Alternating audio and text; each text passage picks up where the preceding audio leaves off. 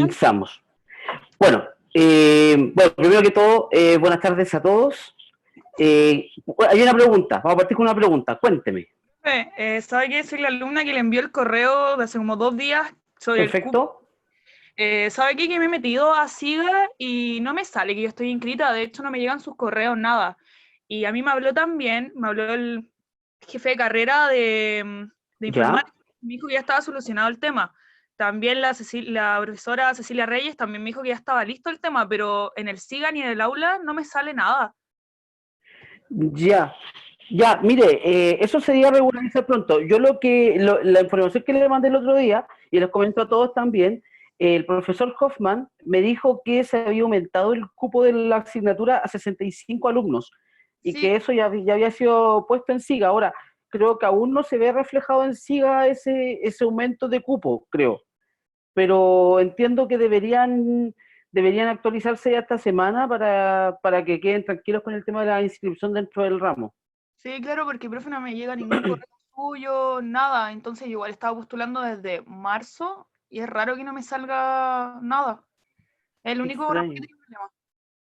Ya, mire, de todas formas, bueno, este ramo, como le comentaba en el correo, este ramo no es coordinado, este ramo, o sea, hay una coordinación que la profesora Cecilia Reyes, que usted mencionaba recién, pero no hay, cada profesor ve sus calificaciones, hace sus evaluaciones, entonces ahí no hay como una coordinación tampoco, bueno, que las fechas pueden ser también que sean coordinadas, pero eso significa que cada profesor hace sus pruebas, eso para resumirlo. El punto es que está la posibilidad de que usted pueda inscribirse con otro profesor, pero ir a las clases de este paralelo, digamos, pero autorizándole que el profesor lo autorice para poder rendir las pruebas digamos, en este paralelo y que después se le mande la nota al otro profesor, la nota final del semestre. Pero eso siempre y cuando el profesor autorice, eso es la última posibilidad, pero lo ideal es que puedan quedar inscritos en este paralelo, Ya, que es lo que entonces, ustedes ¿queda quieren. solamente? Ujú. ¿Queda esperar solamente ahora? Sí, exactamente, María Fernanda, queda solamente esperar. Ya. Ya, entonces igual me va a seguir conectando sus clases y todo, porque yo se lo pedí a una compañera, entonces me va a conectar siempre. Perfecto, bienvenida entonces, pues María Fernanda, un gusto. El Ya, link va a ser siempre el mismo, en los días lunes y días miércoles a las 15:40. ya, gracias, profe. Profe, De nada, cuénteme. el día jueves la clase que tenemos en este mismo horario es la ayudantía o también es un bloque de cátedra. Así es la primera opción, lo que usted dice. La Ah, clase del día jueves a esta hora es ayudantía. ujú. Es ¿Y el ayudante ayudantía. ya está definido? No, no, de hecho Ah, tenemos ya. una reunión de coordinación bueno, entre todos los profesores, tanto los de Campus Vitacura, entiendo, junto con los de, bueno, Campus Santiago, junto con los de Casa Central, y vamos a coordinar el tema de los ayudantes. Ah, ya. Gracias, profe. De nada. Y me están preguntando, don Cristian Salinas me pregunta por el chat si aún no subo el video de la clase pasada. Exactamente, aún no lo subo, disculpe, don Cristian. Pero me comprometo a subirlo sí o sí al final de la clase, digamos antes que termine el día, subo los dos videos para que los tengan ahí, para que puedan ver ambas clases. Profe, Eso. entonces mañana no hay clases de ayudantía. No, Rafaela. En la tercera semana, recién, bueno, no sé si tu nombre es culpa, Rafael, Sí. pero sí, sería en la tercera semana tendríamos ya recién ayudantía. Ah, ya, muchas gracias. De nada. ¿Alguna otra pregunta? Cuénteme nomás. Aprovechen de hacerme todas las preguntas del universo del mundo mundial. Antes de partir con la materia y de entrar ahí en tierra derecha. Ya, una pregunta, bueno. El DBMS y el SADB son lo mismo, ¿no? Software para base de datos, una en inglés y otra en español. Exactamente, don Jorge, exactamente. Perdone mi mal inglés, perdone usted mi mal inglés, pero en el DBMS en inglés significa Database Management System o sistema de gestión de base de datos, y el SABD significa sistema de administración de base de datos. Es por eso, una en español y otra en inglés. De nada, don Jorge. ¿Alguna otra pregunta?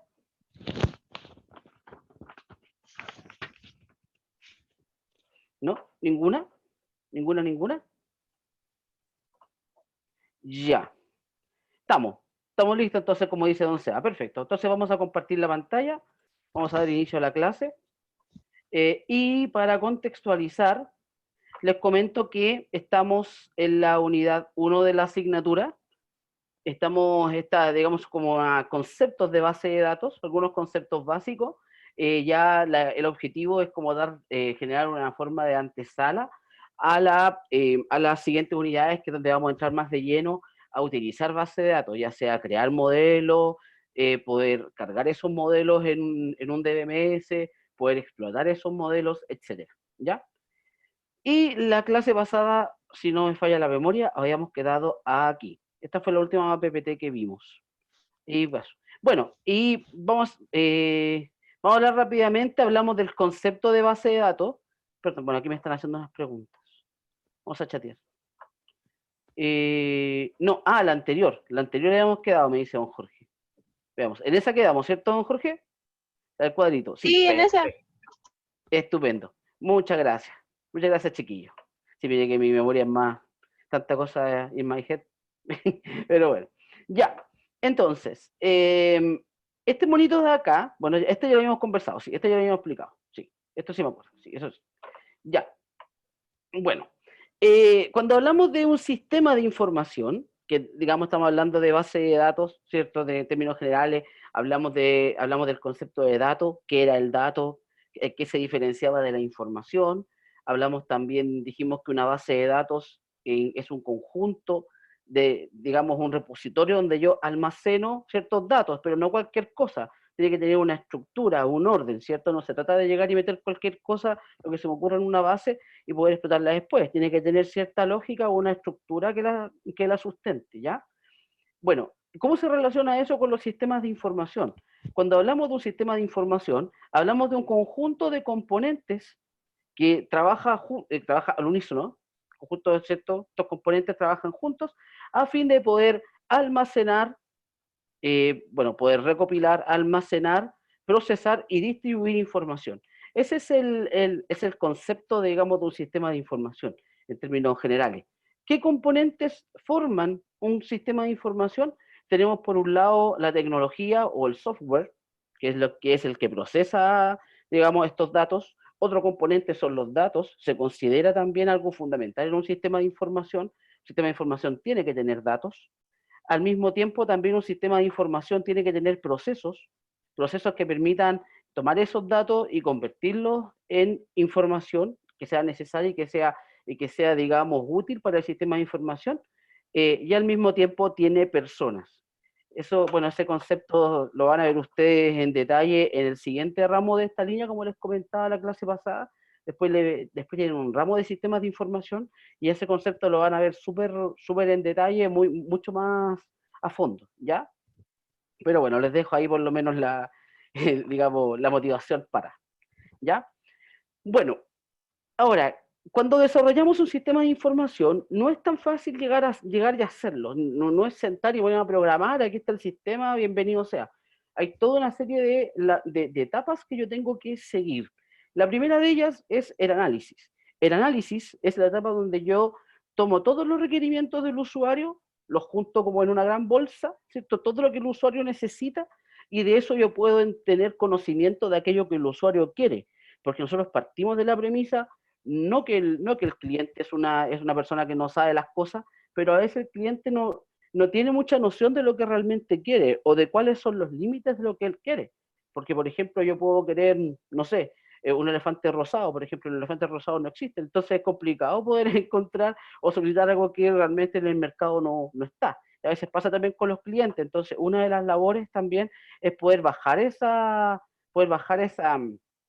incertidumbre o deseos, ¿cierto? Y aterrizarlo a algo más real. No se trata de echarle el avión abajo al cliente, ¿ya?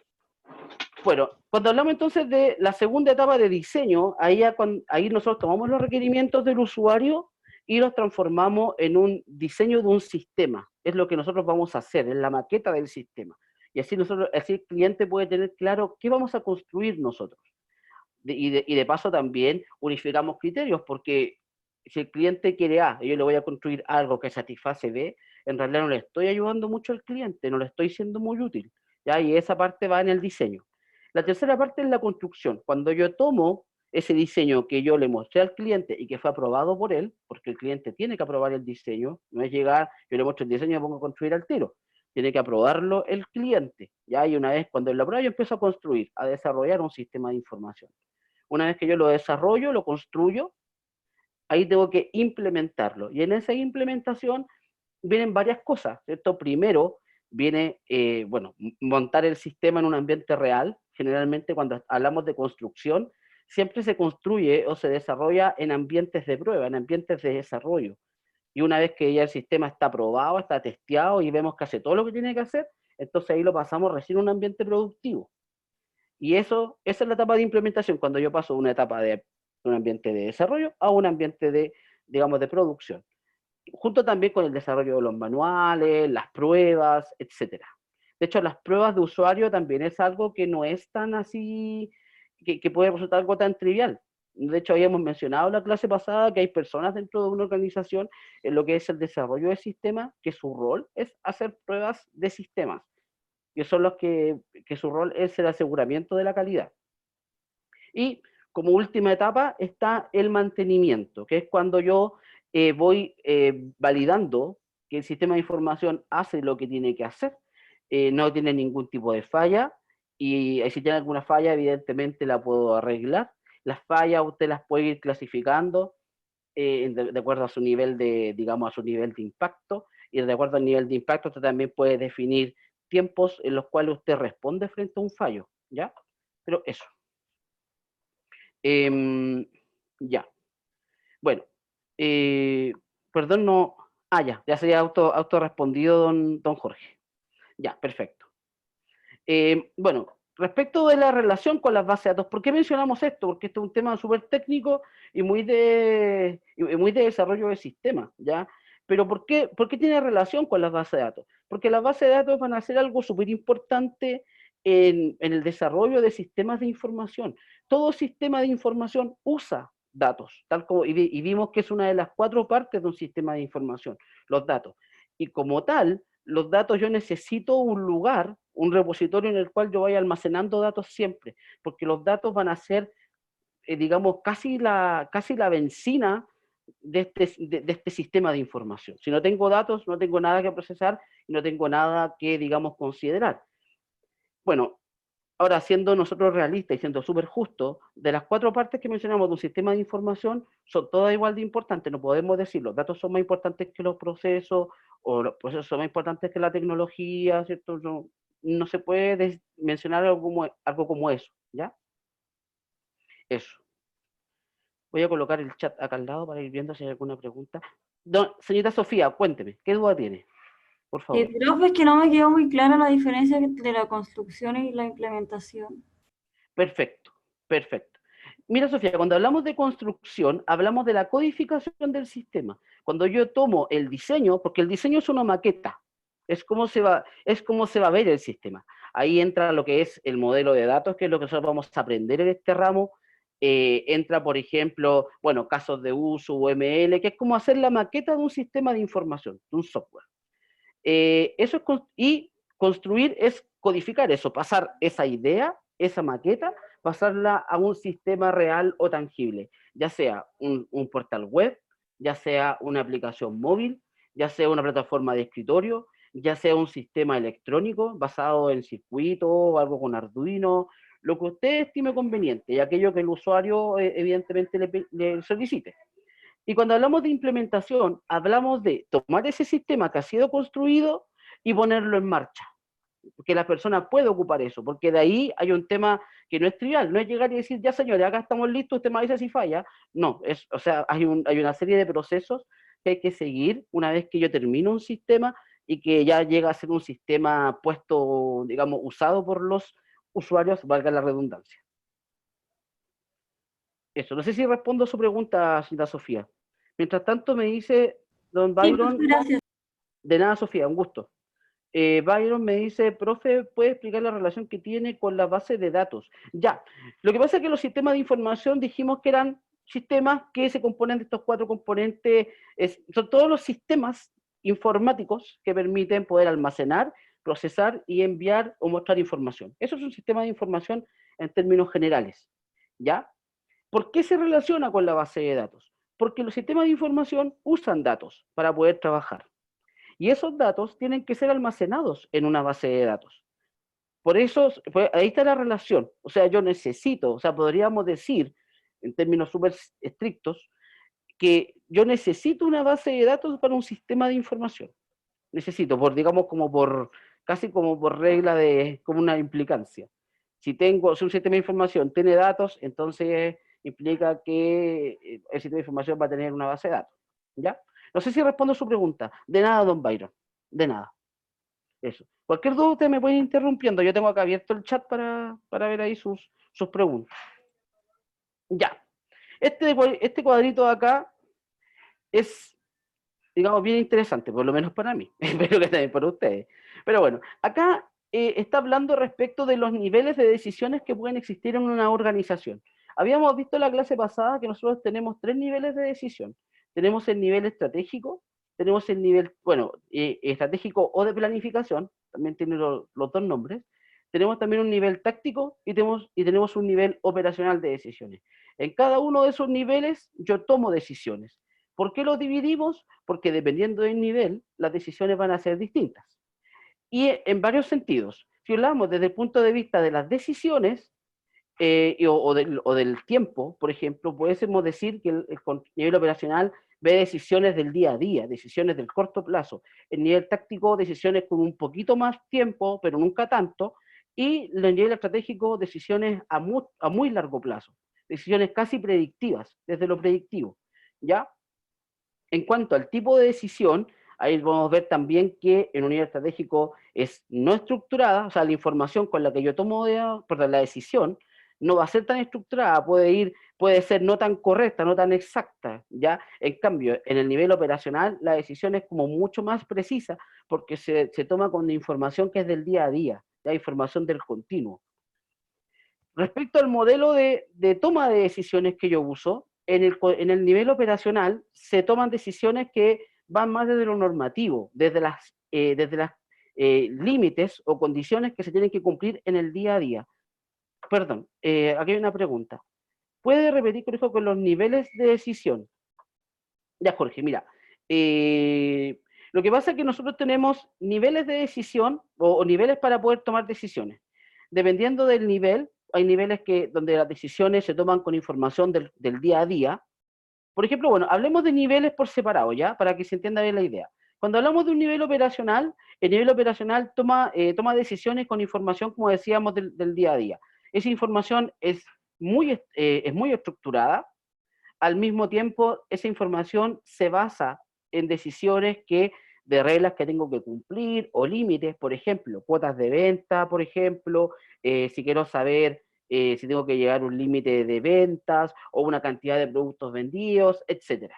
¿Ya? Esas son decisiones del día a día y que las tomo con información que tengo en la palma de la mano, como decimos en el buen chileno. ¿Ya? ¿Y qué otras características tiene?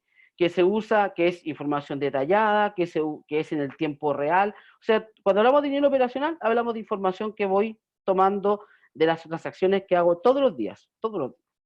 Cuando hablamos de un nivel táctico, hablamos de un nivel donde yo tomo decisiones, pero decisiones en el mediano plazo. No pensamos en tan corto plazo, pero tampoco pensamos a tan largo plazo.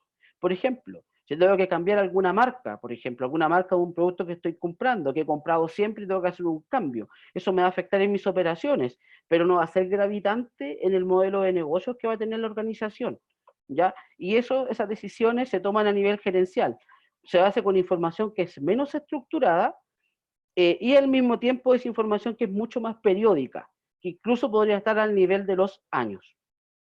Eso en cuanto al nivel táctico. Y en el nivel estratégico se toma con información de mucha más larga data, son decisiones que son importantes y que pueden cambiar el rumbo de una compañía. Y por tanto, para tomar estas decisiones en este nivel, ¿y quién ve eso? ¿Quién es el nivel estratégico? Distintos niveles de gerencia. Esto podría ser, por ejemplo, el directorio, gerente general o directorio. Estos podrían ser los jefes de área, y estos son, digamos, los gerentes de departamento, y esto si hablamos de un organigrama como el que nosotros conocemos hoy, digamos, comúnmente. Y en el nivel de acá serían los jefes de área, jefes de departamento. Eso, o sea, en cada nivel se toman decisiones y esas decisiones, la moraleja es que esas decisiones necesitan información, datos, y esos datos tengo que ir entregándolos de distinta manera dependiendo del tipo de decisión que yo quiero tomar. Eso. Y, y bueno, y por lo mismo, como yo tengo distintos tipos de decisiones que tengo que tomar, tengo sistemas que me usan información que es transaccional para tomar decisiones, que son los sistemas OLTP, y también están los sistemas OLAP, que son los sistemas que usan, hacen análisis de los datos. Entonces, estos sistemas se preocupan más de lo transaccional, de lo que pasa en el día a día, los sistemas OLTP, y los sistemas OLAP se preocupan de ir analizando información con muchos datos, y en base a esos datos, a ese análisis, se pueden tomar decisiones. Por eso se les llama sistemas de apoyo a la toma de decisiones. Eso. Y bueno, consideremos este monito de acá.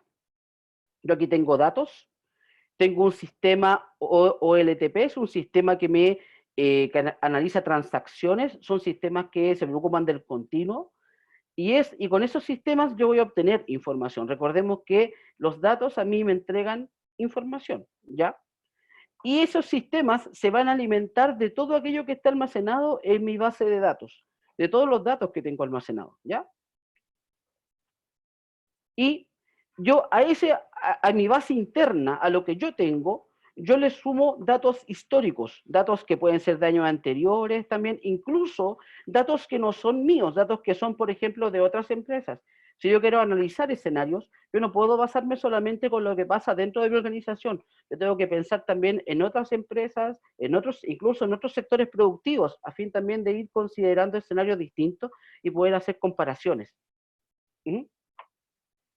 Bueno, toda esta información, tanto la data que es histórica como la data que yo tengo en mi organización, yo hago una unión de ambos conceptos y lo almaceno en un repositorio que se llama el Data Warehouse. El Data Warehouse es un repositorio grande de información, es un mega repositorio de información que se construye en base a responder preguntas específicas que yo tengo sobre mi negocio. Por ejemplo, aquí en la base de datos, esta sería como la base transaccional. Yo aquí, por ejemplo, voy a guardar cuáles son todos mis empleados, cuáles son mis ventas, todas mis ventas, todas las compras que yo haga, cambio en los precios, todo lo transaccional va a ir acá. Pero acá va a ir información ordenada específicamente para responder preguntas de mi negocio. Por ejemplo, ¿cuál es el producto que yo más vendo? ¿Cuál es el mejor cliente que yo tengo? ¿Cuáles son las campañas que han sido más beneficiosas para mi negocio? Etcétera. Todo ese tipo de decisiones yo las puedo tomar en base a un data warehouse, porque a veces la información que yo almaceno en la base de datos no está ordenada de forma tal que permita responder preguntas. Ese es el gran problema de una base de datos, ¿ya?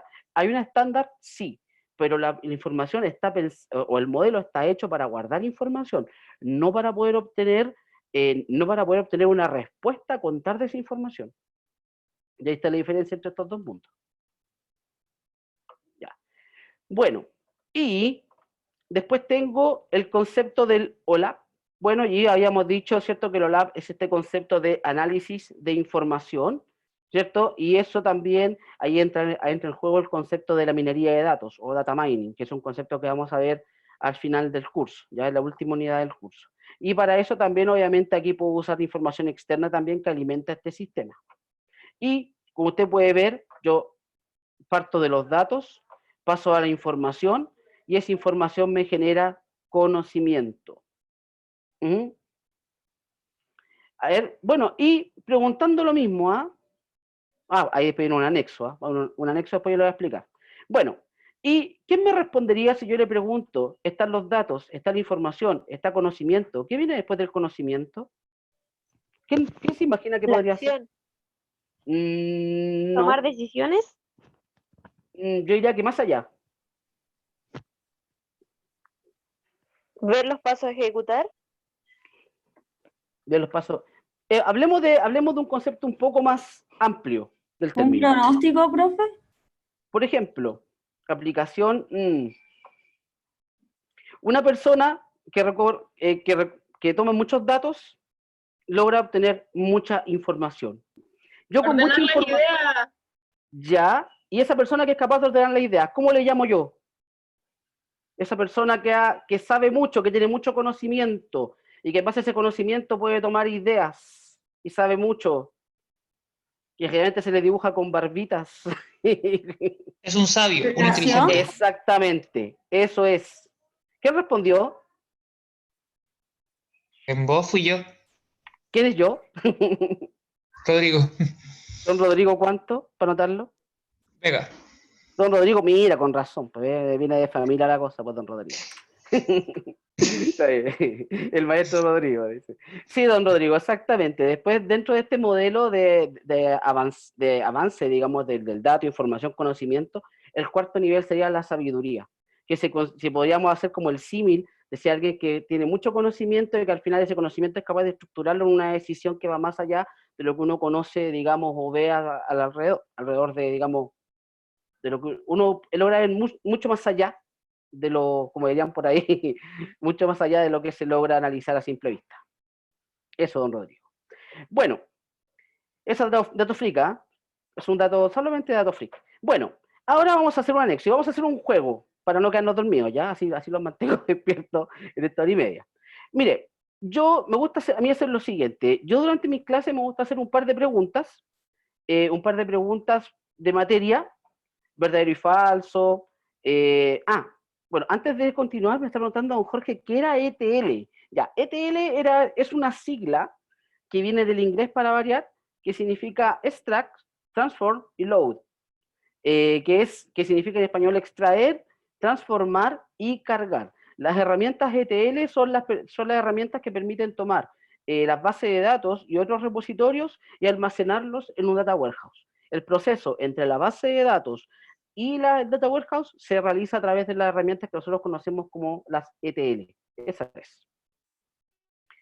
De nada, don Jorge. Sofía, tiene una duda. Cuénteme. Sí, profe, es que no me quedó claro que era OLTP y OLAP. ¿Ya? La diferencia entre ambos. Ah, claro. O sea, es que justo cuando dijo eso, me quedé pensando en el tema anterior y revisé el PPT y como que no me quedó claro. Ya, perfecto. Mire, cuando hablamos de OLTP, hablamos de todo el procesamiento de datos que se relaciona con lo transaccional. Es cuando yo tomo datos de las transacciones diarias en mi organización a fin de poder procesarlo y tomar ciertas decisiones.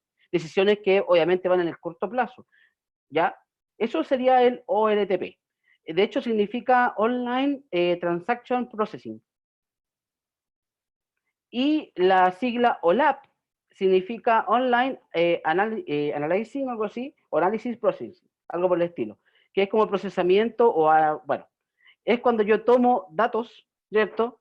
De mucho, bueno, de larga data o de largo tiempo y que me permiten a mí poder tomar decisiones. Ese es el objetivo del OLAP, analizar información para poder tomar decisiones. Y estamos hablando de información de mucho más tiempo y que está orientada en ese foco. No sé si respondo su pregunta, Sofía. O sea, entendí que uno es para tomar decisión a corto plazo y el otro a largo plazo, ¿es eso? Claro, el OLTP está pensado para las decisiones al corto plazo y decisiones que se toman con la información que yo tengo del día a día. Y el OLAP está pensado para analizar información y eso implica información de mucho más tiempo y con modelos que estén pensados para poder analizar datos. Recuerde que la información que yo almaceno en un modelo relacional, que es el modelo que vamos a ver nosotros durante el semestre, son modelos que me permiten poder almacenar datos, pero que no están hechos para responder ciertas preguntas que yo tengo sobre mi negocio. Eso, Sofía. Profesor, Entonces, Gracias, profe. de nada, Sofía. ¿Qué era lo de Data Warehouse? Data Warehouse. El Data Warehouse es un repositorio de información, como un mega repositorio de información, donde yo tengo datos que vienen desde mis fuentes internas, sumado también a datos que vienen de fuentes externas. Y yo junto todos estos datos en una mega juguera, y ese Data Warehouse está hecho o está pensado para responder ciertas preguntas. De hecho, el Data Warehouse nace desde una necesidad de una organización. Por ejemplo, como decía antes, saber cuál es el producto que yo más vendo, saber cuál es mi mejor cliente, saber cuál de mis sedes es la que más vende, etcétera, ¿ya? Ese tipo de decisiones, ese tipo de preguntas se responden a través de digamos, a través de un Data Warehouse. Y respecto a la pregunta de Jorge, Muchas gracias. de nada, mi estimado, un gusto. Y respecto a la pregunta de don Jorge, sabio, sí, sería sabiduría. Eso por lo menos ese es como el cuarto nivel. Después de los datos, información, conocimiento, sabiduría. Ese sería como el cuarto nivel. Ya, entonces, lo que les quería, de nada, don Jorge, lo que les quería comentar era que a mí me gusta ir haciendo un juego de preguntas durante la clase, y al que responda primero, ya sea en el chat, o bueno, sí, en el chat mejor, porque si con voz es más difícil, les vamos a dar una estrellita. ¿Cuál es la idea de la estrellita? Vamos a ir juntando estrellas y al final del semestre las vamos a contar y esas estrellitas pudiesen reemplazar ahí algún quiz o algún laboratorio, alguna de las notas, certámenes no creo. Y Rafaela, y si no tiene estrellita, pero somos caleta, dice don Martín, cero estrellas fijo. Dice, y si no tiene estrellita Rafaela, bueno, lamentablemente ahí es nada que hacer, no. Pero la idea es en cada pregunta, en cada clase, perdón, ir haciendo este juego. Así que vamos a tener muchas posibilidades, Rafaela. ¿Ya? Bueno, primera pregunta. Dice, un dato siempre aporta conocimiento respecto de un negocio, independiente del perfil del usuario que está haciendo uso de él. ¿Quién respondió? A ver. Don Seba responde falso, responde primero así, efectivamente. Don Seba, ¿cuánto es? ¿Verdadero? No, todos respondieron verdadero. Esas son las preguntas con pillería, chiquillos, ¿ah? Preguntas tipo certámenes. Bueno, en todo caso, chiquillos, en otro ramo, que yo he hecho preguntas de verdadero y falso, yo se las hago con justificación, lo cual igual implica que la persona, independientemente de la respuesta que dé, va a tener que decir por qué es verdadera, complementar o rebatir si es que es falsa. ¿Ya? Bueno, repito la pregunta. Dice, bueno, un dato aislado puede no aportar nada. Exactamente, exactamente, tal como dice Sofía. Claro, si no está en contexto, entonces no va a ser importante. Recordemos, chiquillos, bueno, ahí Seba, ¿cuánto fue el que respondió? Dice Seba nomás. Espero que haya solamente un Seba, si no, a los Seba, pues Lagra. Ya. Entonces la 1A, Seba, West Lagra. Perfecto. Ya. Bueno, efectivamente, tal como dicen ustedes en el chat, chiquillo, un dato es un hecho, ¿cierto? Y puede aportar un dato al conocimiento de un negocio, pero para que aporte y para que ese dato sea realmente importante, tiene que haber sido primero convertido en información, porque la información para mí me va a dar una utilidad, y la información va en el contexto también del usuario. La información que para una persona es útil, quizás para otra persona no lo es, ¿ya? Pero no respondió, tiene que justificar. No, eso lo hacemos solamente en la... Bueno, en todo caso aquí es medio binario esto, es medio difícil con esta la pregunta verdadero y falso. Sí, pero bueno, para la siguiente pregunta hagámoslo así, ¿ya? Que sea verdadero o falso, pero con justificación en el chat, ¿ya? Para que así el juego sea más entretenido. Media estrella no. Son malos compañeros, No, le vamos a hacer la estrella a un Seba, está bien. Segunda pregunta. Mientras más datos tenga, más información tendré. ¿Por qué falso? ¿Por qué verdadero? Explíquelo en el chat, por favor. Falso puede ser aislado.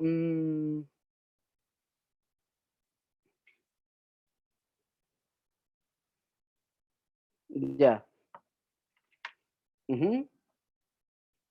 Porque se pueden repetir, dice la señorita Sofía Regada.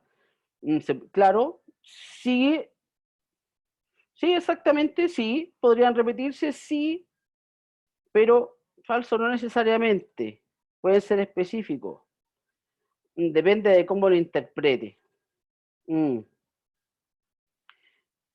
Sí. Bueno, en todo caso, todas las justificaciones me parecen válidas, pero la primera que veo la justificación tenemos que ser justo a la cita Sofía Arriagada. Así que, cita Sofía, el 1, 2. Cita Sofía Arriagada. Sí, efectivamente. No porque yo tenga más datos voy a tener más información, ¿cierto? Eso no tiene que ver una cosa con la otra, ¿ya? La información, yo voy a tener más información en la medida que a mí los datos que yo recopile los procese de tal forma que esos datos tengan relevancia para mí, ¿ya? Si no, estuditas para todos por el esfuerzo, y dice don Jorge, pucha, que si no no puede ser, pues. Pero bueno, vamos dando hartas posibilidades, ¿ya? Vamos a dar hartas posibilidades. Y de las siguientes siglas, me tienen que dar ahí la respuesta y la definición, ¿ya? Bien de estrellas por mil, no, porquería. Dice, de las siguientes siglas, ¿cuál de ellas representa las acciones que asignan o quitan permisos a usuarios sobre un objeto o elemento de una base de datos? DDL, Case, RDBMS, DML o DSL. ¿Cuáles de estas siglas corresponden a acciones que permiten asignar permisos sobre usuarios? La cita Rafaela Cafaro dice la C.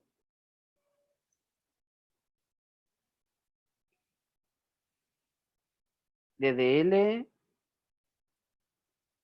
¿Y qué significará DDL? ¿O qué B? Para que me explican ahí, pongan al lado qué B. ¿O qué significa por último? En español o inglés da lo mismo, ¿eh? La D.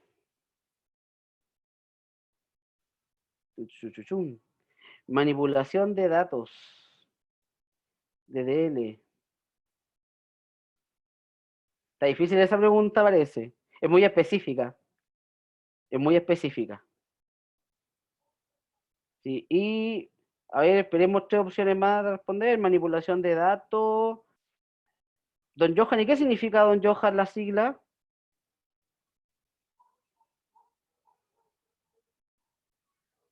Control de datos. Don Cristian responde primero. Sí, pues. Don Cristian Saavedra. Don Cristian Saavedra sería alternativa E.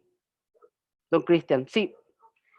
Control de datos, exactamente. Bueno, dentro de las siglas que habíamos visto la semana, digamos la clase pasada, perdón, he hablado de varias definiciones. Hablado, por ejemplo, de DDL, que son todas aquellas consultas que permiten definir, o son consultas de definición del lenguaje, o lenguaje de definición de datos, mejor dicho.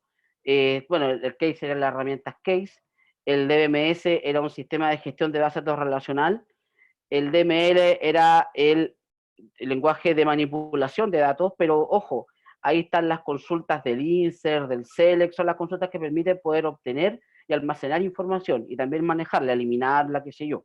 Esas son las DML, ¿ya? Pero las DSL, esas son las estructuras, perdón, o sentencias que permiten poder asignar o quitar permisos de usuario para distintos elementos. Dentro de ellas tenemos, por ejemplo, la consulta grant y la consulta revoke. Esos dos tipos de consultas dentro de las DSL. Eso. ¿Le gustó el concurso? Don Cristian se anotará que don Cristian Saavedra. ¿Le gustó? No, pero gané. Sí. Hay opiniones. Hay opiniones divididas. Pero bueno. Tiene pena. Pucha. Podrían ser más. No, hay más preguntas más adelante, ¿ah? Hay más preguntas. Así que, por si acaso, vamos a hacer más preguntas. Está bien. Ya. Bueno, ahora vamos a hablar respecto de tipos de bases de datos. Tipos de bases de datos. Ahora, nosotros vamos a ver un tipo específico de base de datos, que la vamos a mencionar más adelante, pero siempre es bueno mencionar esto. Ahora, quiero ya ponerme al tiro al parche de anterioridad, pero estos conceptos son muy técnicos, ¿ya? Así que voy a tratar de más mencionarlos que ponerme a explicar tan a fondo lo que es cada cosa, ¿ya? Porque son tipos de base de datos y tiene harto tema técnico. Y en realidad no creo que sube mucho detenernos en lo altamente técnico. ¿Ya? Bueno, Los tipos de base de datos los puedo ir viendo dependiendo de la naturaleza, dependiendo del tipo de información que guardan, dependiendo de dónde almacenan la copia principal de la información, etcétera. O sea, hay muchas formas de clasificar bases de datos. La primera forma, y la primera, digamos, la primera manera de poder dar una clasificación de una base de datos es respecto de la estructura que se usa en la base de datos. Como podemos ver en las imágenes de ahí, yo tengo distintas maneras de poder almacenar datos. Puedo almacenar datos en forma de graph, por ejemplo, en forma de árbol. Puedo almacenar información como una base, como tablas, como que es lo que nosotros vamos a ver durante el semestre, o por ejemplo, o información casi como texto, ¿ya? Dependiendo de eso, ahora usando el nombre, digamos el nombre, los nombres técnicos, ¿ah? Puedo, ¿qué es un RDF? Ya, bueno, un RDF, voy a volver atrás un poquito, ya, un RDF es un tipo de base de datos que digamos usa una tecnología en base a grafos. Eso es un tipo de base de datos, es una forma de almacenar información, ¿ya? No, un CSV, Cristian, es un archivo es un archivo separado por coma. Es un archivo de texto plano que tiene una estructura donde cada línea es un registro y cada campo del registro se separa por ya sea coma, punticoma, dependiendo de cómo yo quiera almacenar el CSV. Eso. Pero no, el RDF, don Jorge, no es un programa, es un tipo de base de datos distinta. Que aquí la diferencia va en la forma en la que yo almaceno la información. La puedo almacenar como si fuera un texto, o casi como si fuera un texto, como si fuera una tabla. Y SQL, ¿qué tipo? O sea, el Access sería una base de datos tipo relacional, que sería el tema acá. De hecho, nosotros por eso acá, nosotros la marcamos con negrita, porque esto me representa, lo que vamos a ver nosotros de aquí a final de semestre, bueno, no, de aquí hasta la unidad 3, perdón, son bases relacionales, donde tenemos tablas y tenemos relaciones que me permiten unir tablas y les dan y le dan un contexto, un sentido. Tenemos, por ejemplo, bases que son jerárquicas en base a árbol. Solo se escribe lo que está como en negrita. No. Lo que pasa es que se pone negrita para destacarla respecto de los demás tipos. No es que sea más importante, lo que pasa es que nosotros durante el semestre es el tema que vamos a ver, las bases relacionales. Bueno, y también las multidimensionales. Vamos a ver estas y estas. Pero, profe, ¿todos los tipos los va a preguntar en el certamen? Mire, como por lo menos, sí, yo creo que es probable. Que no sé, porque salga alguna pregunta alternativa que diga de los siguientes tipos. ¿Cuál no es un tipo de base de datos, por ejemplo? Que va a ser jerárquica, reticular, eso. Si es que hacemos preguntas, y yo creo que sí, yo creo que hay una parte también del certamen que va a ser materia. Pero preguntas de ese tipo, creo yo. O quizás más de aplicación, no sé. Ahí es como primera vez que dicto este ramo, nunca me he tocado, nunca llevo el honor de hacer un certamen de esta asignatura. Así que ahí en su momento me pondré imaginativo, sin hacerlo sufrir evidentemente, porque no es el objetivo, ¿cierto? Eso. ¿Alguna otra pregunta? ¿No? ¿No? ¿Y qué ocurre con los 6 puntos de la diapo anterior? Ya, es que eso lo vamos a ir viendo a medida que vamos analizando vamos a ir avanzando las diapositivas y vamos viendo los distintos tipos de base de datos, ¿ya? Por eso. De nada, don Jorge.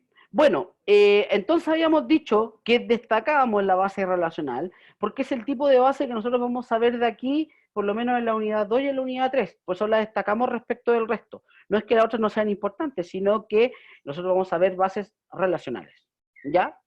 Ahora, ¿qué es una base relacional? Es un conjunto de tablas, donde cada tabla me representa una entidad, y cada tabla tiene una cantidad determinada de campos, y donde cada registro de la tabla tiene obviamente los mismos campos, ¿ya? Cada columna de una tabla tiene un valor determinado. Por ejemplo, puedo tener una tabla de personas, y cada persona va a tener un root, un nombre, un apellido, una fecha de nacimiento, o el departamento al que pertenece, etcétera, ¿ya? Y cada una de esas características va a ser un campo, que es lo que yo voy a almacenar. Eso va a ser cada columna. Y cada fila sería cada registro que yo voy a almacenar en mi tabla. ¿Ya? Bueno, eso. Y otra cosa importante también de destacar de las tablas es que toda tabla en un modelo relacional tiene un campo o un conjunto de campos que actúa como llave única. ¿Para qué requerimos una llave única? Para poder llegar a un registro específico. Por ejemplo, si yo quiero la información de Juanito Pérez, yo tengo que buscarlo a través de un dato que no se repita y que sea único. Por ejemplo, el root.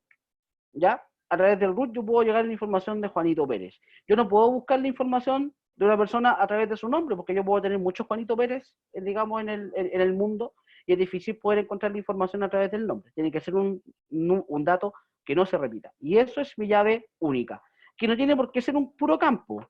Podría ser también una combinación de 2 o más campos, ¿ya? ¿Esto tiene relación con Data Warehouse? Sí, tiene relación. Pero esto, sí, de hecho, tiene relación. Pero esto es como, cuando hablamos de un modelo relacional, hablamos de un modelo de base de datos, una forma de crear base de datos. ¿Ya? A eso nos referimos. Ya. ¿Va? Ah, ahí está. Bueno, que ahí me aparecía un monito atrás. Se veía que era como una forma de tabla, que era esa tabla de alumno que tiene un root, un rol, un nombre y un ingreso. ¿Ya? Eso. Bueno, ahí, ahí tenemos distintos tipos de bases relacionales. Las más conocidas, por ejemplo, Oracle, de las más conocidas, muy usadas, especialmente en temas en temas de industria, qué sé yo, bancos, etcétera. Oracle, MySQL, otro tipo de base de datos, un poco más, digamos, es de uso más masivo, digamos. En su momento su uso era liberado, pero después hasta que lo compró Oracle y se acabó lo lindo de MySQL. Pero los creadores de MySQL sacaron una versión de MySQL gratuita, o no, más que gratuita, de código abierto, que se llama MariaDB. Entonces, MySQL sigue vivo gracias a MariaDB, pero ahí desconozco qué va a pasar con el mundo MySQL ahora que lo compró este gigante Oracle. Y bueno, está también SQL Server, que es el motor de base de datos creado por la Microsoft, que también es bastante bueno. No hay que ser tan crueles con Microsoft, con esta multinacional. Igual no es tan malo SQL Server después de todo. Y está PostgreSQL, que es otro tipo de base de datos. Eso. Bueno, y MongoDB, ya eso se escapa del mundo de las bases relacionales. Eso es una base que se llama no relacional, que almacena la data, la almacena de una forma específica, de forma similar. Voy a retroceder un poquito. Voy a retroceder ahí. Ahí lo estoy mostrando con el mouse. Esta sería una forma similar a como guardaría una base no relacional la información. Donde almacena información con una estructura, pero que no está tan demarcada. ¿Ya? Pero bueno. Ahí esos son temas, esto lo menciono, no me quiero detener mucho. Sonó baja batería. No. Ah, parece que suena como si estuviera conectado el audífono. Ah, puede ser por eso. Ah, no, pero no, tranquilo. Está el otro. No, pero muchas gracias por su aviso, mi estimado Christopher. ¿A qué se refiere con relation versus relationship? Como, ya, lo que pasa es que aquí, bueno, aquí la traducción literal, en realidad no sé si vale la pena, porque es como bastante parecido o hace alusión a lo mismo, pero a lo que se refiere en este concepto de acá, es que cuando en una base relacional, yo sí o sí voy a tener una interacción entre 2 o más tablas. Voy a tomar una tabla y se va a relacionar con otra. Y esa relación me va a generar restricciones. Y esas mismas restricciones también me van a ayudar a que la data sea coherente, a que la data sea consistente, que no haya información repetida, etc. ¿Ya? Por eso se llaman modelos relacionales, porque son tablas o entidades que se relacionan unas con otras, a fin de darle consistencia al modelo. Eso. De nada, don Jorge. Ya. Sí, esa es la campana que yo les decía en la otra clase. ¿Eh? Bueno, ¿cómo sería una forma de tabla relacional o modelo relacional en SQL, en este lenguaje estructurado de consultas? Por ejemplo, imagínense que usted tiene una tabla que le almacena películas. Esa tabla va a tener un identificador de películas, que va a ser mi llave primaria, o mi dato que no se repite nunca, y que va a ser de tipo numérico, una fecha, que va a ser de tipo fecha, y un título que va a ser de tipo texto. Esto de acá es una consulta de creación de tablas. Esto de acá es el comando que se usa para poder crear una tabla en la base de datos. El comando es create, el nombre de la tabla, bueno, create table, el nombre de la tabla, paréntesis, los campos separados por coma, y en cada campo yo le coloco sus características. En este caso estoy diciendo, repito, que este campo va a ser de tipo numérico, de largo de tamaño 4, y que va a ser llave primaria. Este tipo fecha y este tipo texto, de tamaño 40.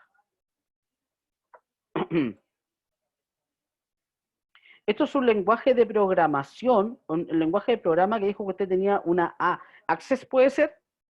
¿Access? ¿Microsoft Access? ¿A eso se refiere don Jorge? Sí, sí. Eso justamente don Jorge, Access. Eso es. Claro, ese va a ser el DBMS que vamos a usar durante este semestre. Y me pregunta María José Ríos si es para crear una tabla. Sí, exactamente. Esa es la consulta para poder crear una tabla. Y esa consulta es transversal a cualquier motor de base de datos. O sea, tanto en SQL Server, como en MySQL, como en Oracle, como en Access, en todo motor, el comando para poder crear una tabla es este de acá. Esto es lo que se denomina, o bueno, hay que diferenciar. Hay consultas que son parte del estándar, que se llama el ANSI SQL, y hay consultas que son un poco más, digamos, específicas del lenguaje de programación. Ojo, si bien existe un estándar para las consultas, o sea, todos los lenguajes tienen create, tienen delete, tienen insert, drop, todas las consultas las tienen todos los lenguajes, pero hay algunos comandos que son específicos del motor de base de datos. Por ejemplo, hay instrucciones que aplican solamente para Oracle, hay instrucciones que aplican solamente para Access, y así sucesivamente. Depende del motor. Ya. Bueno, acá tengo entonces la tabla película, y tengo por otro lado la tabla vengador. Fíjese que en la tabla vengador tiene un root, que es de tipo carácter, tamaño 9, y es de tipo primario, significa que el campo root no se va a repetir nunca en esa tabla. Va a tener un campo que va a guardar el sexo de tamaño 10, me imagino que va a guardar el sexo como dato, como masculino o femenino, por eso el largo 10. Siempre cuando alcance, no voy a contarlo ahora, pero nombre va a estar almacenado en un campo de tipo varchar. Primary key, mira, más que un comando, yo diría que es una instrucción. Lo que estoy diciendo cuando coloco primary key es que este campo de acá va a ser la llave primaria de la tabla. Significa que yo no voy a poder tener en la tabla vengador más de 2 registros con el mismo root. Eso significa, esto es como una forma de bloqueo. Me impide que yo tenga 2 personas con el mismo root. Eso es la llave primaria. Espero, no sé si respondí su pregunta, don Jorge.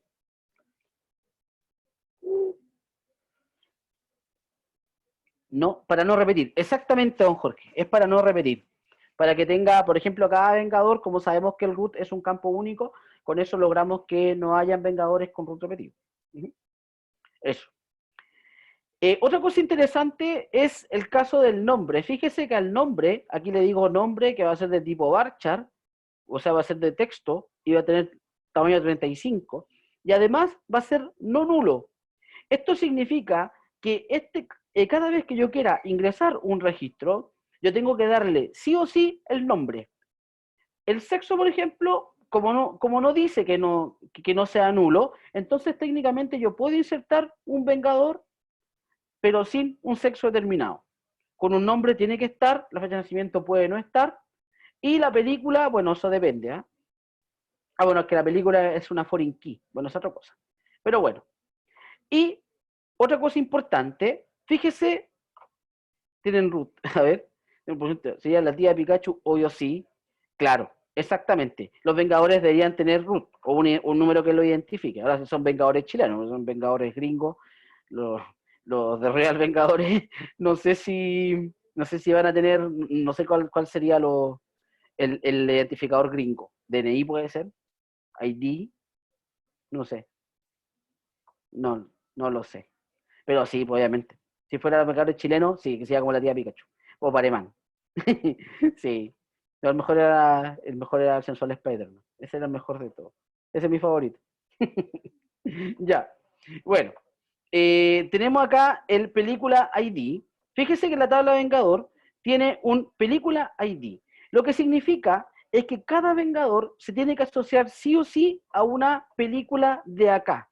Yo voy a tener una tabla que va a guardar todas las películas y otra tabla que va a almacenar los Vengadores. Y la foreign key, o llave foránea, o clave ajena, como le llaman también en algunos casos, me hace referencia a un registro, a un campo con un registro de otra tabla, en este caso de la tabla película. Esto significa o me restringe que yo no puedo asignar un ID de película a un Vengador que no exista acá. ¿Ya? Eso. Esa es la idea de las tablitas película y Vengador. A ver, dice una pregunta, ¿por qué ambas create tables están separadas? Claro, lo que pasa es que cada tabla se crea con una sentencia de forma independiente. Voy a tener, si quiero crear dos tablas, tenía que tener dos create. No puedo tener un create único para crear todas las tablas al mismo tiempo. Uh-huh. ¿Puede subir su volumen que no lo escucho muy bien?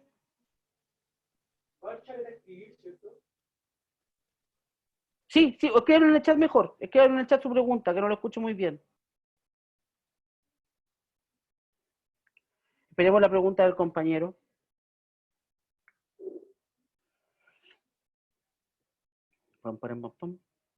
Varchar era escribir. No precisamente. Lo que me determina el varchar es que ese campo va a recibir datos de tipo alfanumérico. O sea, números, letras y símbolos. Eso, va a ser un alfanumérico en realidad. Eso, bueno, pero va a recibir datos de texto. Eso significa.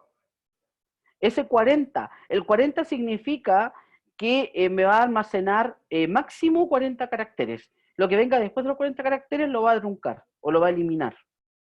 Por ejemplo, si le ingreso un título de película que es de largo 100, me va a pescar los primeros 40 caracteres.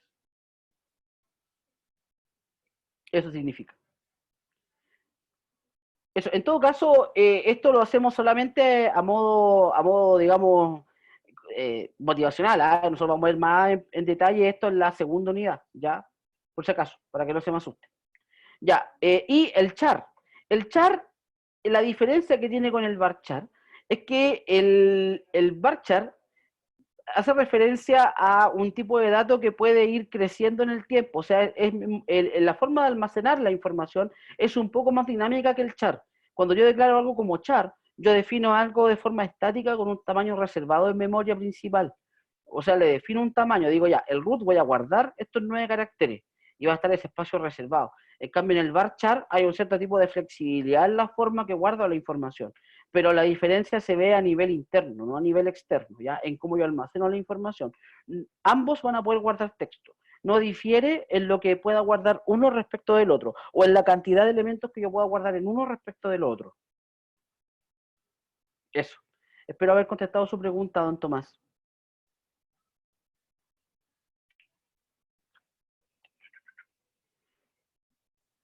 Ya. Bueno, vamos a seguir avanzando, chicos, porque de nada, porque si no, no vamos a alcanzar a ver la materia. Ya, bueno.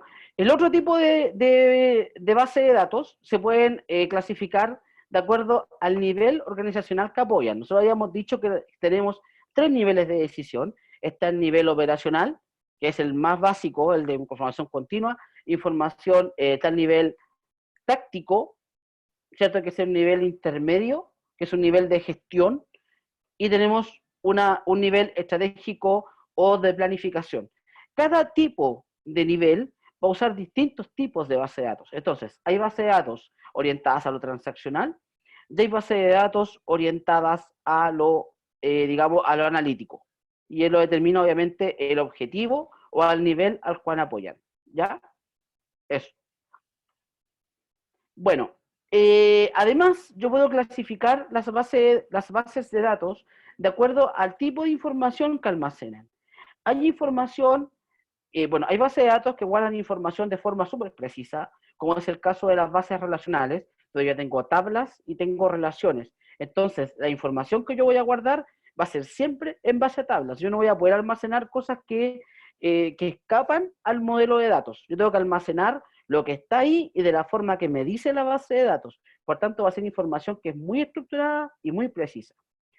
En un modelo multidimensional, aquí estamos hablando de cubos, estamos hablando cuando tenemos información que es agregada. Cuando yo necesito información para tomar decisiones, yo voy a usar modelos que son multidimensionales. Y esa información, yo voy a tomar datos de lo operacional, más data histórica, más datos externos, y voy a generar cubos de información que están hechos para responder determinadas preguntas. Y eso yo lo enmarco en lo multidimensional. Y finalmente, bueno, existe otro tipo también que son los semiestructurados. Por ejemplo, formato XML, que son otras formas de guardar la información, que tiene una estructura, pero que es un poquito más flexible que el modelo relacional. ¿Ya? Por eso se le llama semiestructurado. Y la información no estructurada es cuando yo almaceno datos sin una estructura específica, que podría ser cualquier cosa. ¿Ya? Por ejemplo, el caso de las páginas web. Bueno, ahí me muestra formas de almacenar la información, desde lo no estructurado hasta lo estructurado. El texto plano sería lo menos estructurado que hay. Esto sería una página web, lo que se ve acá, este monito. Esto sería un comando de HTML, lenguaje HTML, que tiene una estructura, pero digamos que es más entendible por el navegador que por la persona, que por el ser humano. También tenemos información almacenada en base a árboles. Por ejemplo, JSON, que es una forma de transferencia de información, que bueno, eso es parte de harina otro costal. Información almacenada en base a grafos, por ejemplo, como el concepto del RDF que veíamos hace un rato atrás. Y por último también, ya lo más estructurado que hay, serían los modelos relacionales. O incluso lo que mencionaba su compañero antes, que son los CSV, que son los archivos separados por coma. ¿Ya? Eso. Bueno, esto de acá es un dato estructurado en base a un modelo relacional. Esa sería una tabla donde tengo el root, el nombre, estado civil, una ocupación y un sexo. Y en cambio, este monito de la derecha me muestra una data que está mucho más agregada y que me permite a mí también, o que me ayudaría eventualmente a poder tomar ciertas decisiones. Ya, fíjese que acá tengo, por ejemplo, tengo una información separada por sexo y por estado civil, y al mismo tiempo tengo productos. Entonces yo podría saber cuántos productos compraron las mujeres que son, por ejemplo, casadas, cuántos notebooks compraron, porque tengo la información, digamos, diseñada en una forma tal que me permite poder tomar decisiones. Esta es una información más agregada. Después ahí tengo una información que está semiestructurada. Esto es lo que se llama el XML, o esto es un ejemplo de XML, que es un archivo. Los XML son archivos de texto, pero texto en base de etiquetas, ¿ya? Donde cada elemento se guarda en una etiqueta específica. Eso son los XML, pero no nos vamos a detener en ese punto, ¿ya? Y, por último, lo menos estructurado que hay sería la información que está guardada en una página web. En una página web, si uno ve su código fuente, uno ve que el HTML es un código que se basa en etiquetas, pero yo puedo almacenar ahí cualquier cosa, ¿ya? Y por tanto, como una página no tiene bueno, hay una estructura que lo da el diseño, pero lo que yo puedo almacenar en una página, o lo que puedo desplegar en ella, no tiene una estructura, no sigue un patrón. Ya, eso de acuerdo al tipo de dato almacenado. Ya, en las diapositivas aparece esta ubicación de la copia principal de los datos, ¿cierto? Y aparece como ejemplo VoltDB, Apache y Flink, perdón. Esos son motores de base de datos que almacenan información, por ejemplo, de forma distribuida, como es el caso de Apache Spark, o, por ejemplo, el caso de VoltDB, que es un tipo de base de datos que guarda información en memoria, que es su uso de la memoria, digamos, de un servidor. Hace otro manejo, no usa tanto la memoria secundaria, que es el disco duro, sino que optimiza el procesamiento guardando información en formas de almacenamiento que son mucho más rápidas. y por tanto la experiencia es bastante mejor, ¿ya? Por eso habla de este tipo. Eso, digamos, lo que se puede mencionar respecto a eso, pero es dato rosa. Bueno, en cuanto a cantidad de procesadores, nosotros tenemos tipos de base de datos, por ejemplo, en serie o en paralelo. Dependiendo del tipo, se define cuántos procesadores voy a tener, en cuántos discos voy a almacenar la información y si esos procesadores van a compartir o no los discos. Bueno, esto sería un modelo en serie, donde tengo un procesador, tengo discos duros y tengo la memoria del computador, la memoria principal, ¿ya? Y por tanto, en este caso, el mismo procesador va a compartir la memoria y va a compartir los datos. O sea, no hay una distribución de la información, salvo a nivel de discos duros, en caso de que tenga más de una unidad de disco duro dentro de un servidor, ¿ya? Pero eso sería como la única opción, ¿ya? Eso sería un modelo serial o modelo en serie. En cuanto a los modelos paralelos, en los modelos de memoria compartida, yo tengo varios procesadores y donde todos comparten la misma memoria, la memoria principal. Recordemos que el procesador es este chip, digamos, si hablamos a nivel de computador, para que sea más fácil poder verlo. Cuando hablamos del procesador, hablamos de este chip que hace todos los cálculos matemáticos dentro del computador. Ese es como el cerebro, por llamarlo de alguna forma.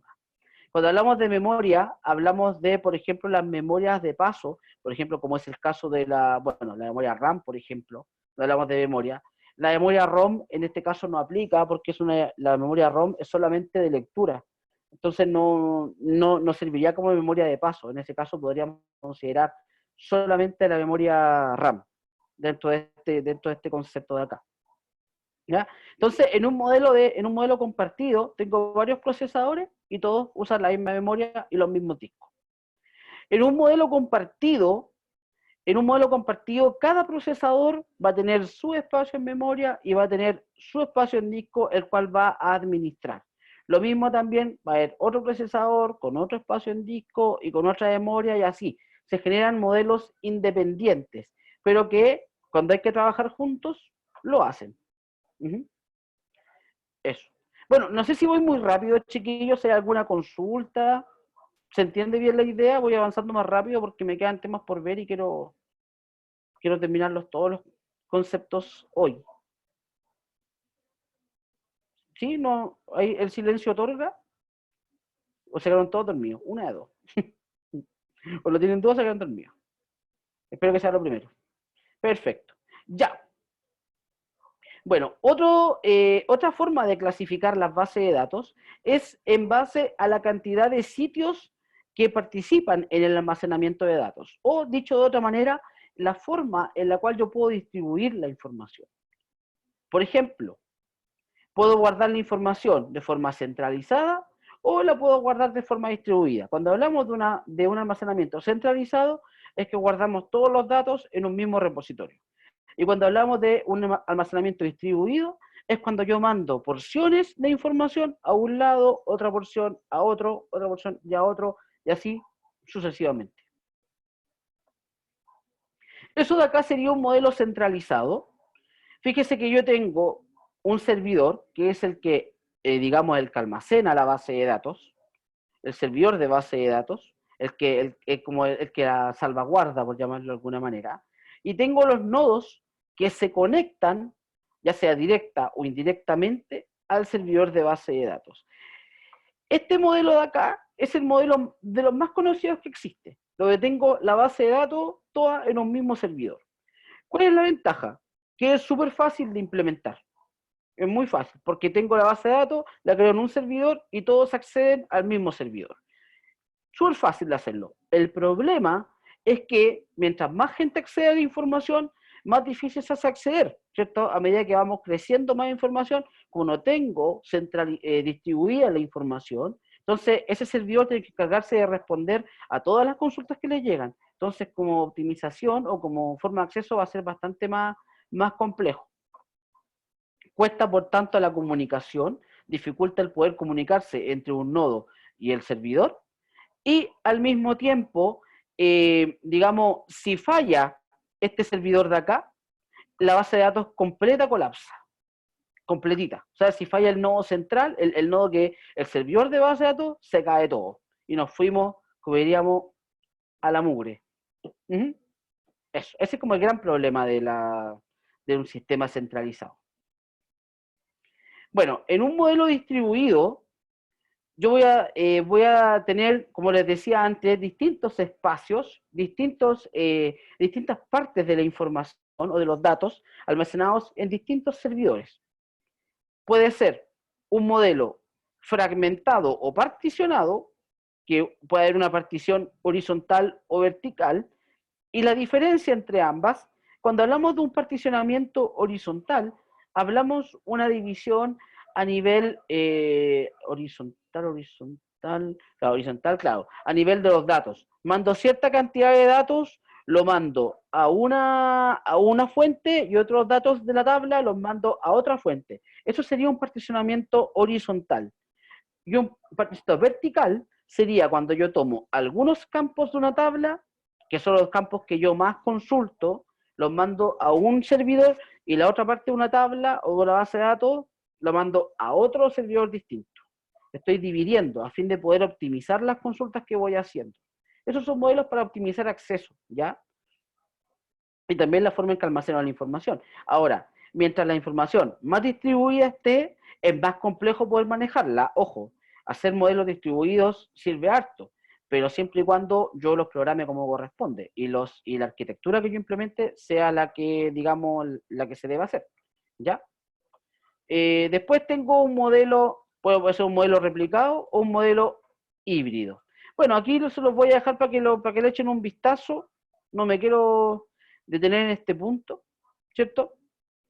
Sino que aquí quiero llegar. Esto. Ya, bueno, eso ahí ustedes después lo pueden ver en su casa, ¿ya? Pero esos son modelos, son distintas formas de poder almacenar la información. Por ejemplo, modelo replicado lo que hace es ir copiando, haciendo copias de la información en distintos servidores a fin de que esté altamente disponible. Y en un modelo híbrido, combino un modelo fragmentado con un modelo replicado. ¿Tenemos que aprendernos todos? O sea, desde la teoría, sí. Esta parte es teórica y la parte teórica siempre se va a preguntar. Bueno, sí, pues de hecho, siempre se va a preguntar. Hay una parte, en este ramo hay una componente práctica bien fuerte, pero también hay una parte teórica que se le va a preguntar siempre, y cosas como esta también se van a consultar. ¿Mm? Ya. Eso. Bueno, pregunta. Dice, un nivel estratégico o de planificación usa información histórica para la toma de decisiones, usando también fuentes externas que alimenten modelos predictivos. ¿Por qué camina? ¿Por qué es verdadero? Todos dicen verdadero, pero ¿por qué es verdadero? ¿Quién me da la explanation respectiva de eso?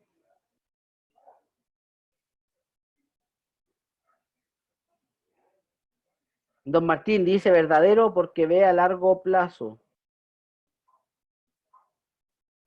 Ya, don Martín respondió. Susana, sí, dados precedentes, sí, exactamente, Susana. Sí, don Rodrigo dice que trabaja a largo plazo. Lo dice para largo plazo. Sí. Bueno, el primero que respondió, tenemos que ser claro, el primero que respondió fue don Martín Sepúlveda. Muy bien, don Martín, vamos a anotar acá. Don Martín Sepúlveda. Después, todas estas estrellitas me las cobran, ¿ah? En todo caso va a estar el chat con el registro de los que responden, así que no puedo arrancar, ¿ah?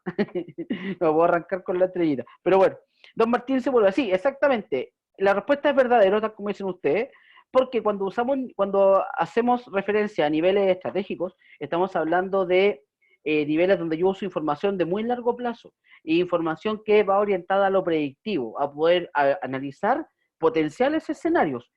Recordemos que como estamos prediciendo, hay una cierta tasa también, hay un potencial error, una tasa de error que se puede también, digamos, presenciar, ¿ya? Una cosa no quita la otra, ¿ya? Eso. Perfecto. Don Lionel Messi dijo verdadero. Está bien, don Lionel Messi. Bueno, dice, La sigla OLAP dice relación con el análisis de datos que ayudan en el proceso de toma de decisiones. Tamara, ¿por qué verdadero? Antonia, ¿por qué verdadero? Johan, ¿por qué verdadero? Susana Ilustrosa. Recuerden decirme por qué.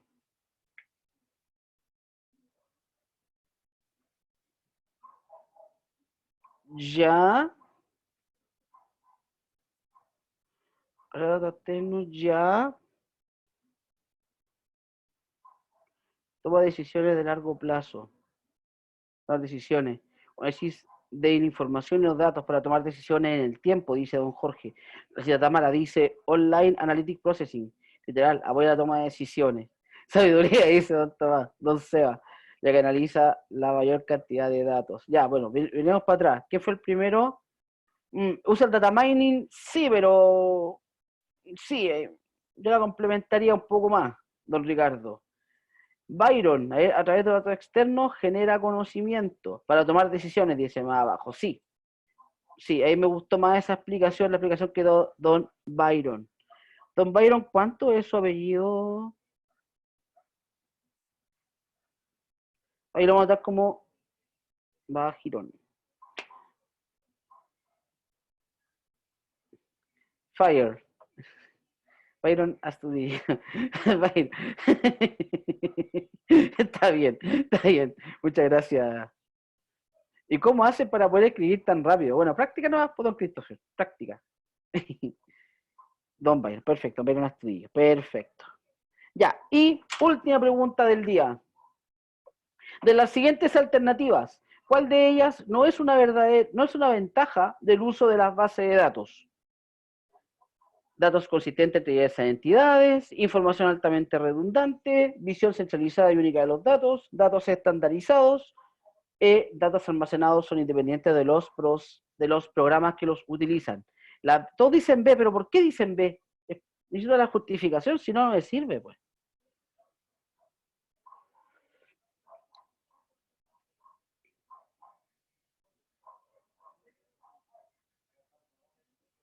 De que es una desventaja, me dice. Ya, don Johan.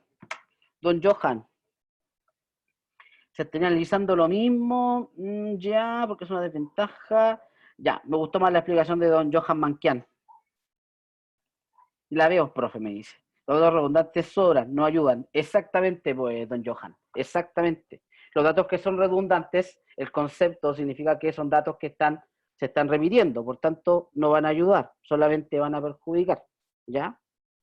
Ahora, lo que sí vamos a hacer justicia respecto de eso.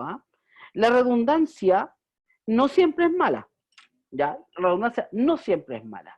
Hay situaciones donde yo puedo permitir que exista información redundante a fin de poder optimizar los tiempos de acceso a la información y los tiempos de consulta.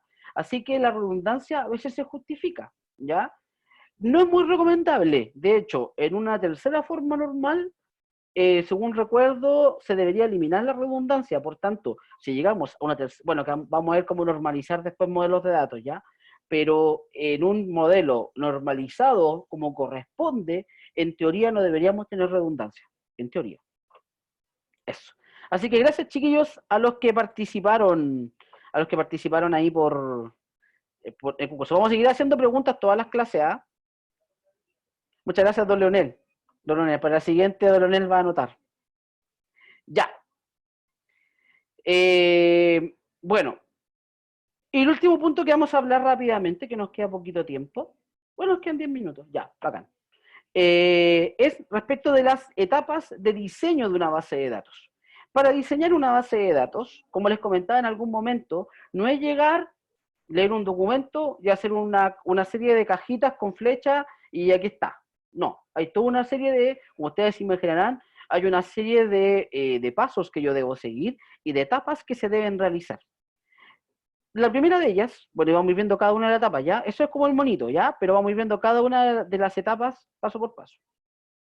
La primera etapa es la recolección y el análisis de requerimientos. Cuando hablamos de esta etapa, hablamos de poder recopilar toda la información que exista, ya sea documentos, entrevistas, o sea, otros sistemas de información, etcétera. Lo que yo tenga a la mano que me permita poder conocer lo que yo tengo que almacenar. Recordemos que una base de datos yo voy a almacenar muchas entidades y esas entidades tienen que estar relacionadas entre sí. Y además, cosas, por ejemplo, bueno, tengo que saber bien entonces cuáles van a ser mis entidades, qué atributos van a tener cada una y cómo se van a relacionar. Y para eso necesito información, necesito datos. Y eso es lo primero, lo más importante, recopilación y análisis de los requisitos. Que cuando hablo con mi cliente y le pido la información que necesito. Después que tengo toda la información que necesito, paso a una etapa que se llama el diseño conceptual. Y el diseño conceptual busca poder tener un modelo que sea transversal a cualquier motor de base de datos y a cualquier lenguaje de programación. El modelo conceptual me va a indicar cuáles van a ser las entidades que van a responder a mi base de datos y cómo se relacionan esas entidades. Ahí yo no indico el tipo de dato, ahí yo no indico, por ejemplo, si un campo ya es foráneo con otra, simplemente indico las relaciones entre las entidades. El modelo conceptual está más pensado para los clientes, porque es un modelo que no tiene tanto tecnicismo. Entonces, a mí me permite o me ayuda a poder explicar una realidad. Es mucho menos técnico, ya por llamarlo de alguna manera. Ya. Bueno, eso sería el modelo conceptual. La tercera etapa es poder elegir el software que yo voy a usar para poder almacenar mi base de datos. ¿Qué programa voy a usar? ¿O qué tipo de DBMS? ¿Ya? DBMS, sabemos que hay muchos en el mercado, como los que vemos ahí. Está Teradata, está Oracle, está Sybase, SQL Server, está PostgreSQL. Hay una serie de motores de base de datos. Cada uno está orientado a, bueno, algunos son de uso gratuito, otros son de uso pagado, algunos permiten almacenar grandes volúmenes de información, otros están pensados más en lo transaccional, otros están pensados para bases de datos no relacionales, etcétera. O sea, cada motor de base de datos está pensado para cosas bastante, o sea, no específicas, sí, pero dependiendo del problema, hay motores que se ajustan mejor a una realidad que otra. Además, si usted quiere hacer un proyecto, por ejemplo, X, y no tiene mucha plata, tampoco puede usar, por ejemplo, tratar de implementar un Teradata, por ejemplo, porque la licencia es carísima. Usar una base de datos Oracle, que también es cara. Ahí tiene que ir pensando quizás algo que sea de uso liberado, por ejemplo, como PostgreSQL o como MariaDB, por ejemplo. ¿Ya? O bueno, MySQL ya no. Ya. Eso es en cuanto a la elección de la base de datos. Bueno, hasta la etapa 2, todo era independiente del motor de base de datos. De la etapa 3 para adelante, eso ya depende del motor que yo elegí. Porque lo que viene después ya es el diseño lógico, que es cuando yo tomo el modelo conceptual y lo transformo a un modelo que está orientado al motor de base de datos que yo voy a usar. Y ahí ya va a ser un modelo con llaves foráneas, etcétera. Ya ahí va a ser un modelo un poco más aterrizado que el modelo conceptual. Y es lo que yo finalmente voy a cargar después de mi base de datos. Por ejemplo, el modelo conceptual podría ser esto. Tengo una entidad cliente, tengo una entidad factura y tengo una entidad producto. Yo sé que toda factura es realizada por un cliente, ¿ya? O un cliente tiene muchas facturas, por eso está esta cardinalidad acá. Fíjese que un cliente puede tener una o muchas facturas, pero para una factura, bueno, eso lo vamos a ver más adelante, ya para que no se asusten mucho con estos conceptos, esto lo vamos a ver en detalle más adelante, ¿ya? Pero, por ejemplo, en este caso tengo que un cliente se relaciona con muchas facturas. Y acá tenemos que una factura va a tener muchos productos, pero un producto puede estar en muchas facturas. Por tanto, esta relación, desde lo conceptual, es una relación de muchos a muchos. Pero si yo quiero pasar esto de acá a un modelo lógico, yo no puedo guardar así la información. Entonces, en este caso, ¿qué pasa? Cuando tengo una relación de muchos a muchos, eso se me transforma o se me convierte en una tabla intermedia.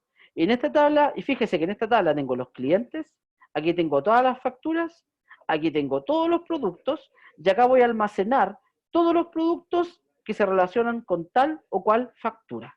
Y eso va en esta línea de detalle. Entonces, en un modelo conceptual indico esto, y en un modelo relacional se transformaría en esto. Ahí está la diferencia. Aquí estoy hablando de un concepto, de qué entidades van a estar en mi sistema y cómo se relacionan. Pero aquí yo estoy mostrando cómo se van a guardar mis datos, de qué manera yo los voy a almacenar. ¿Ya? Y por eso es bastante más aterrizado que el modelo conceptual. ¿Ya?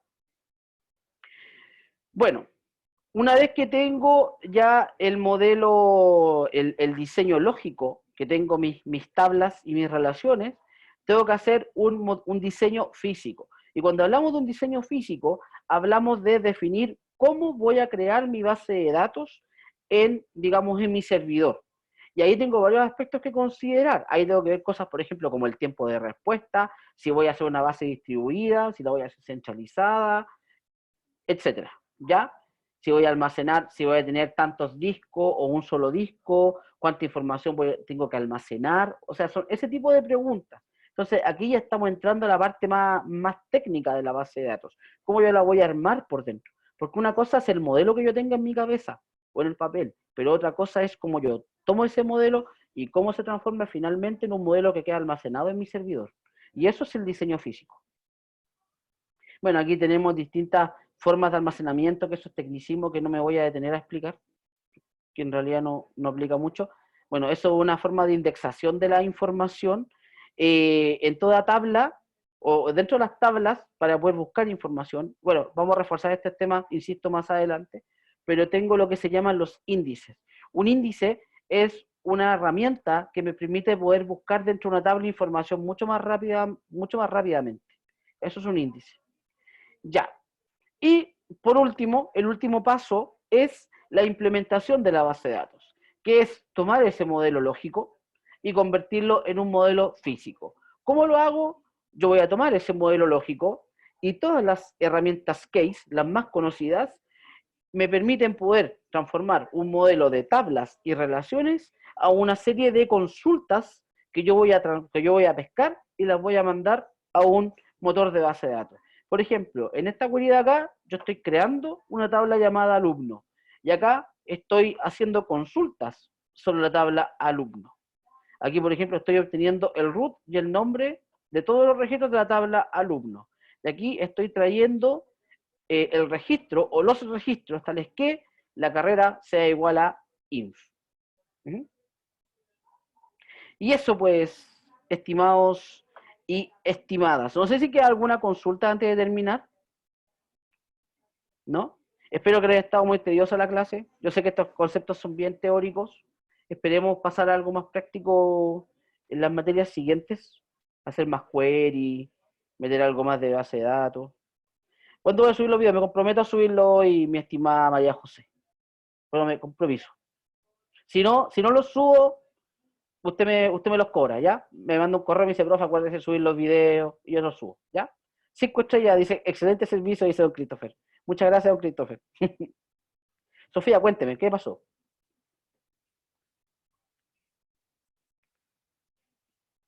El link de YouTube, ¿lo mandará por correo o ya lo mandó? Lo indiqué el otro día por el chat, pero si quieren lo puedo subir también, el link de YouTube, lo voy a subir a la misma aula. Voy a dejar ahí el link para que se puedan conectar.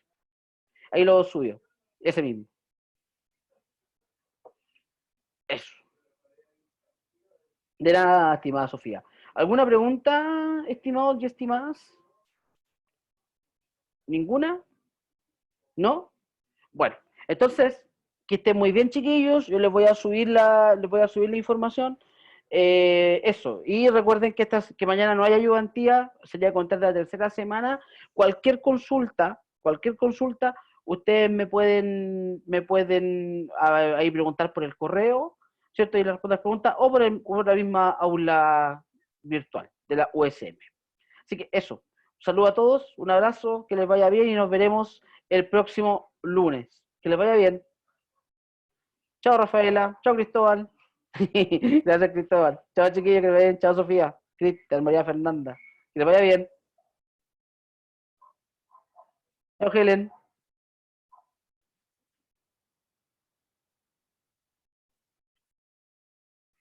¿Terminaste?